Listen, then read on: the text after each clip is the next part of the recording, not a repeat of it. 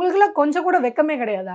இல்ல நான் கேட்கிறேன், நீங்கலாம் தலைவர் பதவியில இருக்கிறதுக்கு தகுதியான ஆளுன்னு நெனச்சுட்டு தான் இந்த மாரிலாம் பேசிட்டு இருக்கீங்களா? ஒரு தலைவர் பதவியில இருக்கக்கூடியவங்க, ஒரு ஆளுங்கட்சியா இருக்கக்கூடியவங்க, எந்த மாரியான வார்த்தை விடணும்? எப்படியெல்லாம் ஒரு சூழ்நிலை கையாளணும்? ஒரு பிரச்சனை வெடிக்கும்போது, சரி இப்படி ஒரு பிரச்சனை வெடிச்சிருக்கு.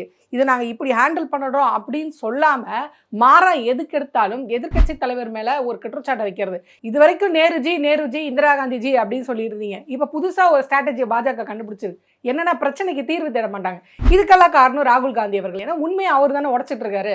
அதனால ராகுல் காந்தி அவர்கள் மேல பழிய போட்டு தப்பிக்க பார்க்கறது.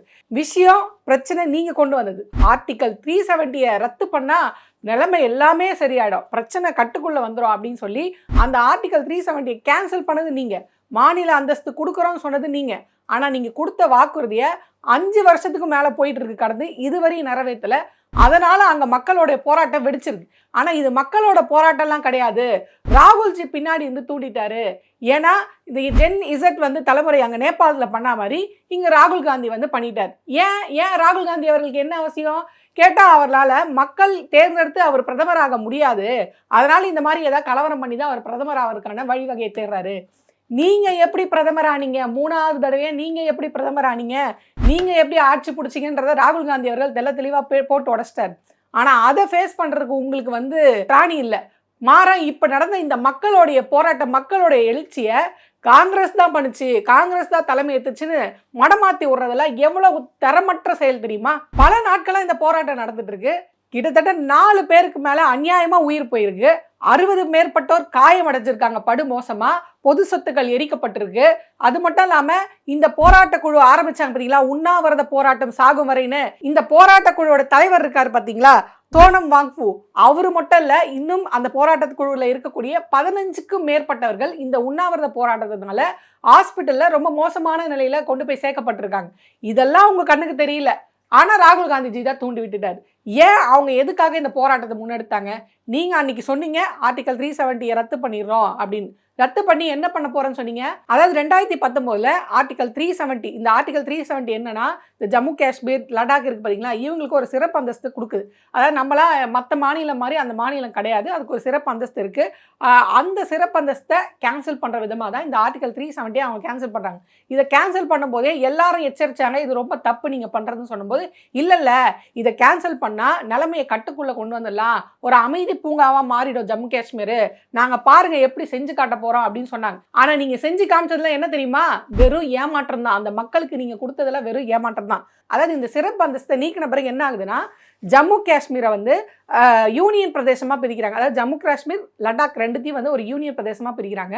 இப்போ இந்த ஜம்மு காஷ்மீர் இருக்கு பாத்தீங்களா, இவங்களுக்கு வந்து தனியா ஒரு சட்டமன்ற, இப்போ நம்ம தமிழ்நாட்டுக்கு எப்படி ஒரு தனியா சட்டமன்றம் இருக்கு, ஒரு முதல்வர் இருக்காரு, நம்மளுக்குன்னு எம்எல்ஏ, எம்பி, வார்டு கவுன்சிலர்ல இருந்து எல்லாம் இருக்காங்க பாத்தீங்களா, அந்த மாதிரி உங்களுக்கு நாங்க கொடுத்துட்றோம், ஆனா நாங்க லடாக்கு கொடுக்க மாட்டோம் அப்படின்னு சொல்லிடுறாங்க. மாறா லடாக் யூனியன் என்ன ஆகுது அப்படின்னு பாத்தீங்கன்னா, மத்திய அரசுடைய நேரடி ஆட்சி கீழே இவங்க வராங்க. இந்த நேரடி ஆட்சிக்கு கீழே இவங்க வராங்க பாத்தீங்களா, இங்கதான் பிரச்சனையே ஆரம்பிக்குது. அந்த மக்கள் கிட்டத்தட்ட ஒரு 4 அம்ச கோரிக்கையை வந்து அவங்க முன்வைக்கிறாங்க. என்ன கேட்குறாங்கன்னா, எங்களுக்கு மாநில அந்தஸ்தை கொடுங்க, எங்களுக்கு 6வது அட்டவணை கீழே கொண்டு போய் சேருங்க. இந்த 6வது அட்டவணை கீழே கொண்டு போய் சேர்க்கறது என்ன பார்த்தீங்கன்னா, இப்போ லடாக்னு எடுத்துட்டீங்கன்னா அங்க பழங்குடியின மக்களுடைய சதவீதம்ன்றது 98க்கும் அதிகமா இருக்கு. இதே மாதிரி தான் அசாம், மேகாலயா, திரிபுரா இந்த மாநிலத்திலையும் பழங்குடி மக்களுடைய மக்கள் தொகைன்றது அதிகம். ஸோ இவங்களை என்ன பண்றாங்கன்னா, இந்த 6வது அட்டவணை கீழே கொண்டு வந்து சேர்த்துட்டு அங்க இதே மாதிரி சட்டமன்ற அரசியல் அமைப்பு இருக்கு பார்த்தீங்களா, அதை அவங்களுக்கு கொடுத்துட்றாங்க. ஸோ இப்போ அவங்களுக்குன்னு தனியா முதல்வர் இருப்பாரு, அவங்களுக்கு தனியாக சட்டமன்றம் இருக்கும், அவங்களுக்கு என்ன வேணும் வேணான்றது முடிவு பண்ணுறது அவங்களுக்கான பிரதிநிதிகள் அங்கே இருப்பாங்க. ஸோ இவங்க என்ன சொல்றாங்க, எங்களுக்கும் தனியாக அந்த மாதிரி ஒரு தலைவர் வேணும், நாங்கள் தேர்ந்தெடுக்கப்பட்ட பிரதிநிதி வேணும். எப்படி தமிழ்நாட்டில் முதல்வர் ஸ்டாலின் அவர்கள் என்ன பண்றாரு, என் மாநிலத்துக்கு இது வேணும், இது வேண்டாம், நீ திணிச்சாலும் நான் ஏற்றுக்க மாட்டேன், நான் கோர்ட் வரி போவேன், போராடி வாங்குவேன் அப்படின்னு தன் மக்களுக்காக குரல் கொடுக்குற ஒரு பிரதிநிதி வேணும். அவங்களே தேர்ந்தெடுக்கப்பட்ட பிரதிநிதி. எனக்கு மாநில அந்தஸ்தை கொடுங்க, எங்களை வந்து 6வது அட்டவணை கீழே சேருங்க, எப்படி அசாம், திரிபுரா, மேகாலயெல்லாம் சேர்த்தீங்களோ அந்த மாதிரி எங்களையும் சேருங்க. ஸோ இப்படி சேர்த்தா இந்த பழங்குடி மக்கள் இருக்காங்க பார்த்தீங்களா, இவங்களுக்கான வேலை வாய்ப்பு ஒதுக்கீடு, அவங்களுடைய கலாச்சாரம், அவங்களுடைய பண்பாடு இதெல்லாம் பாதுகாக்கப்படும். ஸோ இப்போ நீங்க நல்லா கவனிக்கணும். லடாக் அதாவது ஜம்மு காஷ்மீருக்கு இந்த பாஜக அரசு ஒத்துக்குது, நாங்க உங்களுக்கு சட்டமன்றம் குடுக்குறோம்னு. ஆனா அவங்களுக்காவது குடுத்தாங்களா? மாநில அந்தஸ்து குடுத்தாங்களான்னு பார்த்தா இல்ல. அதுவும் வெறும் வாக்குறுதி தான். அவங்களுக்கும் அந்த மாநில அந்தஸ்தை இவங்க குடுக்கல. பட் இவங்களுக்கு அதுவும் கிடையாது. அந்த அந்த ஜம்மு காஷ்மீருக்கு குடுத்த அந்த போனா போது இது பார்த்தீங்களா, அத கூட இவங்களுக்கு கிடையாது அப்படின்ற அந்த இடம் தான் எங்க நெருக்கடியா இருக்கு. எங்களுக்கு வேலை வாய்ப்பு இல்ல, எங்களுக்கு மாநில அந்தஸ்து இல்ல, எங்கள நீங்க 6வது அட்டவணை கீழ சேர்க்க மாட்றீங்க. ஸோ அதே மாரி கார்கிலுக்குன்னு தனியா மக்களவை இல்ல. ஸோ இந்த மாரி எந்த அடிப்படையிலுமே ஒரு மாநில அந்தஸ்துக்கு இருக்கக்கூடிய எந்த உரிமையுமே எங்களுக்கு இல்ல. இதையெல்லாம் நீங்க குடுக்கணும் அப்படின்னு அவங்க குடுக்குறாங்க. ஏன் லடாக் மட்டும் இது குறிப்பா நீங்க பாஜக ஆட்சியில நீங்க நல்லா கவனிச்சீங்கன்னா தெரியும். பழங்குடி மக்களை இவங்க எந்த மாதிரியான அராஜக முறையில ஒடுக்குறாங்க அப்படின்றது நீங்க அது ஒரு தனி அரசியல், நம்ம அதை பத்தி தனியா பேசுவோம். சோ இப்படி சுயாட்சி கவுன்சில் அமைக்கிறதுக்கான வழிவகைகளை எதுவுமே செய்யாம தொடர்ந்து இவங்களை 5 வருஷமா இவங்க என்ன பண்ணிட்டு இருக்காங்கன்னா புறக்கணிச்சுட்டே இருக்காங்க. இந்த புறக்கணிப்போடைய உச்சம்தான் அவங்க அங்க வெகுண்டு மக்கள் எழுதுறாங்க. என்ன ஆகுதுன்னா அங்க போராட்டத்தை வந்து தொடங்குறாங்க. எங்களுடைய நிலம், எங்களுடைய கலாச்சாரம், எங்களுடைய உரிமையை பாதுகாக்கிறதுக்கு எங்களுக்கு மாநில அந்தஸ்தை கொடுங்க. அதே மாதிரி ஜம்மு காஷ்மீர் கொடுக்காம ஏமாத்துனீங்க பாத்தீங்களா, கொடுக்குறேன்னு அங்க கொடுக்குறேன்னு சொல்லி ஏமாத்தீங்க, எங்களுக்கு கொடுக்கவே இல்லை, ஆக நீ கொடுத்துதான் ஆகணும் அப்படின்னு இந்த மக்கள் வந்து போராட்டத்தில் ஈடுபடுறாங்க.